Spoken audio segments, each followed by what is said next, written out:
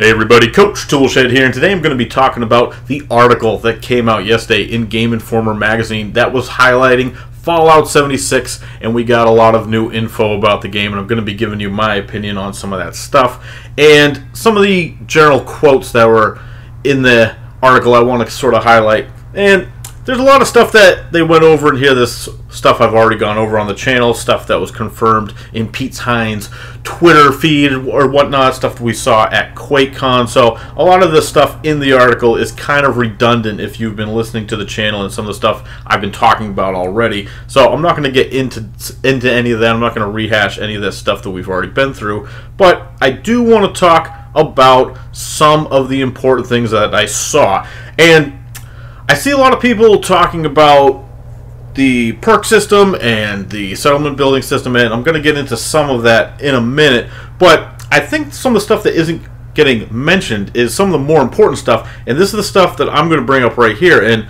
the first thing that struck me in the article is when they were talking about NPCs and dialogue trees, and how in Fallout 76 they have completely done away with dialogue trees. Now, people were wondering if there were still going to be a bunch of robot-type NPCs or ghouls or super mutants that might be intelligent that you could communicate with out in the wasteland, and that you would be able to have dialogue trees with them in the traditional way. But now that has been confirmed that no, they are actually doing away with the dialogue trees altogether. And this might not seem like a huge deal to you on the surface, but if you look a little deeper, this just shows a further erosion of the series as far as the complexity of it. They're just stripping this down and stripping it down even more, and there was already a complaint with Fallout 4 that it was already a stripped down experience compared to some of the older games, and now we're seeing a further stripping down. Now they're doing away with dialogue choices altogether, so forget about even the semblance of having a choice, whereas in Fallout 4 at least they tried to pretend that you had a choice, whereas we know that if you really explored those conversation trees, most of them all ended up going to the same spot anyway. But at least they were putting up the facade that there was choice to be had. But now they're just throwing that out the window entirely and further stripping down the series from what made it popular with a lot of the longtime fans and people like me who enjoyed getting into the conversations and making their builds around how can I unlock this conversation path, how can I try to do this. And now you're just not going to have any of those options. You're not going to be able to talk your way out of anything. You're not going to be able to, get any new info or anything. You can't. They've said you can't direct any of the quests. It's just going to be basically, here's an NPC that's just talking at you. You're not having any sort of interchange. And then they want to have the only interplay that you're actually going to have be with real people, and I think we all know how that's actually going to end up a lot of the time. Let's face the facts.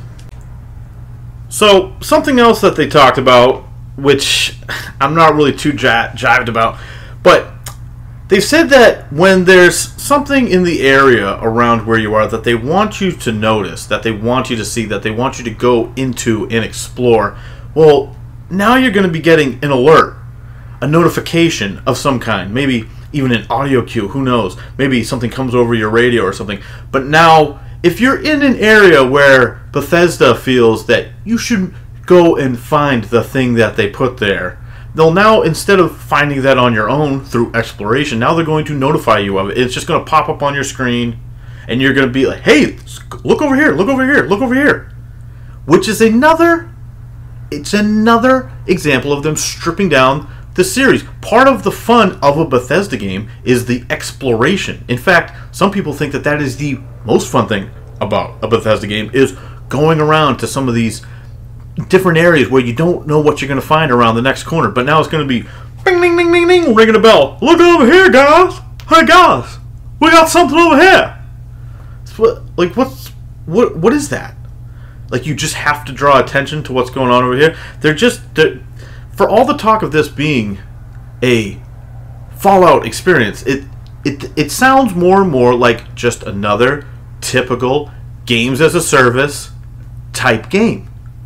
This doesn't seem like it's anything special. It's just got a Fallout skin on top of the same old bog standard games as a service model that all these publishers churn out. We've already seen this from these other publishers. I think most of us know, if we have experience in this genre of game, I think we all know that for all the lip service Bethesda's trying to jam down our throats of this being a unique and innovative type of game, it's going to be a Fallout skin over games that we've already experienced. And to further drive that point home, let me tell you what else they talked about. Well, now they're going to be having world events, sort of daily events and different randomized events where sort of a notification goes off and it signals to everyone on the map to come here to kill this monster or to complete this public event. And that's where they said that some of the best drops are going to be is if you complete those events. And some of the harder ones are specifically designed so you can't really do them solo. Maybe if you're god tier at the game, maybe you could do it. But a lot of times in games like this, they make it specifically so your character alone can't do enough damage to take down these monsters in the allotted time. There'll be like a timed mission. And this is something we see in a lot of these games as service games. Again, Bethesda likes to talk about the innovations. This is stuff that we've seen in a ton of games. This is typical, just bog standard MMO type stuff. There's nothing special about a world event, a public event. And that's where the best loot's going to be dropping, is what they said. Not the best necessarily, but they said it's going to be the good drops that you can get from these world events. So they're going to be trying to draw everyone together across this big old map to do these public events. And it's just, what's supposed to stand out to me about this game to set this apart from any other games as a service game? Because to me, all I'm seeing is I'm going to be playing a normal games as a service type game, but I'm going to have to deal with Bethesda bugs. And who knows about their networking? Because, honestly, who knows about their networking? We have nothing to go by when it comes to Bethesda. The closest thing I could look at is Elder Scrolls Online. And to say those servers are a bit janky is a bit of an understatement, if you've ever gone into Cyrodiil, especially. And I know these lobbies aren't going to be as big, because actually that was something else that was confirmed in this Gameinformer article, is that it looks like the lobby size is going to be 24 players. And it's going to be 24 players on a map that's 4 times the size of Fallout 4.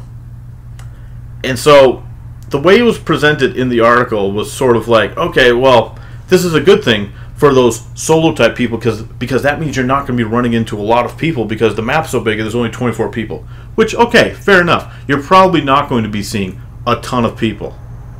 Except for you've also built half of the game around the fact that you don't have human NPCs out in the wild, so you want us to rely on player interactions to have the fun. It even says in this article that they want the players to be the basis of their own story, which is typical games as a service garbage. The players make their own fun, you guys. Then we hear that with Sea of Thieves too. And you know, it still has a small core community of people that play Sea of Thieves, but that's the same garbage we hear every time a games as a service game comes out. Oh, we want the players to write their own story. Well, that only takes you so far, and it really takes people that are dedicated to making their own fun, which, generally speaking, is not a huge part of the player base. Players don't like to just fart around on a map trying to figure out what to do. Now they did say in this game that, of course, with all the bells and whistles and the notifications going off around you every time you walk around something that Bethesda wants you to find, they said your quest log is going to fill up real quick. Well, let me give you some of the examples of some of the fun quests they're going to be doing, because they gave us an example. One is you're going to get a notification on your screen that a robot needs to be escorted to another location. And so you'll be able to go and escort the robot to another location. Wow. So, that's one of your Radiant quests. Another robot needs your assistance. Thanks, Preston. I'll mark the robot on your map that needs the assistance. Oh, thanks again, Preston. That's what it's going to be. And Bethesda, I don't know if you've paid any attention to quest design in the last 2 decades, but one of the quest types that people really hate the most is escort missions, where you have to keep something alive and take it from point A to point B as you get attacked. That is the most boring and sometimes the most frustrating of all mission types. Why would you make Radiant Escort missions? Good God, Bethesda. Radiant Escort missions. Shoot me in the head right now. Wow, that's going to be a real treat. I can't wait to get those notifications. That's going to be a real rocket ship blast of fun. Good God.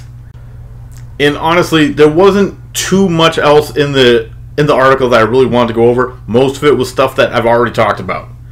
And seeing as how it's a Gameinformer article, which if you didn't know, Gameinformer is just a marketing arm of GameStop. It's owned and published by GameStop. So this is not really an informational magazine or a website you can go to without any sort of bias, because it's designed specifically for marketing, which is why they get these huge info dumps before these games launch. But the thing that was really funny to me at the very start of the article was it made note, it let everyone know, hey, if you're a solo player, this game's for you. Hey, do you like playing with your friends? This game's for you. Hey, do you like PvP? This game's for you. And this is the damned problem.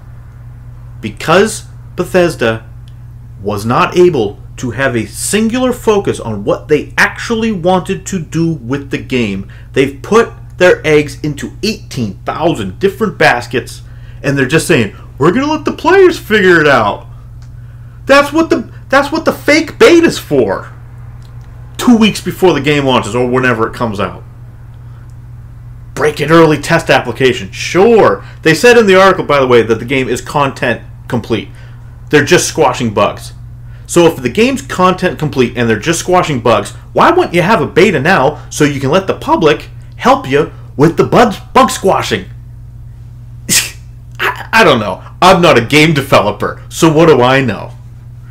Seems like maybe you would want to have people stress testing the game as much as possible if it actually is content complete, like it says in the article. But like, again, I'm just a stupid fan. I have no concept of what I'm talking about. Why would you want anyone to help you test outside of your own in-house testing?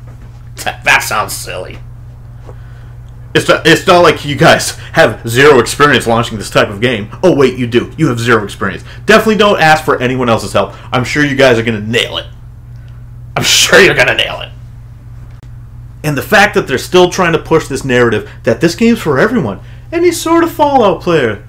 No, it's not. And the problem is, because they have their eggs in all these different baskets, they're not focused on any one area to make it great. They're trying to make everything, jam it in there, half-assed, and that's what we're going to get, a half-assed game. This is a game that is built on the bones of Fallout 4. This is a game where they've stripped all the narrative out. They've stripped out all the human NPCs, all the settlements of humans. They've just made a big map. They said this map is far less dense as far as stuff to do. They said there's more stuff to do, but it's way more spread out because this is just one big map. And this is something that I've talked about in other videos. The size of the map is irrelevant if you're not giving me anything to do. And they're like, oh, there's tons of stuff to do. And yeah, you're going to be ringing a bell notifying me of every single thing. Thanks. This to me just sounds like they never really figured out what they wanted to do with the game, aside from they definitely have to have it all online, they definitely have to have full control of it on their own servers, and they're definitely going to be selling skins. Because character customization is cool. It's cool, Daddy-O. I don't know. I really am really down on this game. And I know, once again, this is another thing where everyone saw the video and they're like, oh man, I'm hyped. Once again, all fears put to rest because of this article. And all I'm seeing is all these problems. I'm seeing them stripping down elements of the game that I don't want them stripping out. And they keep saying, oh, it's 80% Fallout that you know. No, it doesn't really sound like it. Sounds like you just slapped a Fallout skin over the same old garbage type of game that we've been getting jammed down our throats for years. That's all. That's what I think we're getting. But what do you guys think about this? Let me know. Now, I want to hear what you have to say down in the comments. Did you read the article yourself? It's a decent sized article. It's not super long, but it's got some information. And like I said, most of it is stuff that I've already gone over on the channel. But if you don't want to sit through every video that I've made, go ahead and read the article for yourself. Maybe there's some stuff in there that you didn't know that I didn't cover in this video. But let me know what you think. I know a lot of people already have made up their mind about this game. And so I just cover that because this is a bunch of info that we've been waiting for. Now I am going to be playing Spider-Man this weekend. Sounds like I might be able to complete the game 100% by the end of next week, so I'll be hoping to get my opinions up on that. I'm still playing Divinity Original Sin right now. I'm really enjoying that, so hopefully that game's going to be taking me a little bit more time, so I want to give you my full opinion on that once I get a little bit deeper into the game. I'm still exploring some of the stuff. I went back and restarted a full game, so I'm really getting deep into that. I'm enjoying that game. But I will be talking to you guys soon. I am Coach Toolshed. Let me know what you guys think down in the comments below. And as always, keep it turned to 11.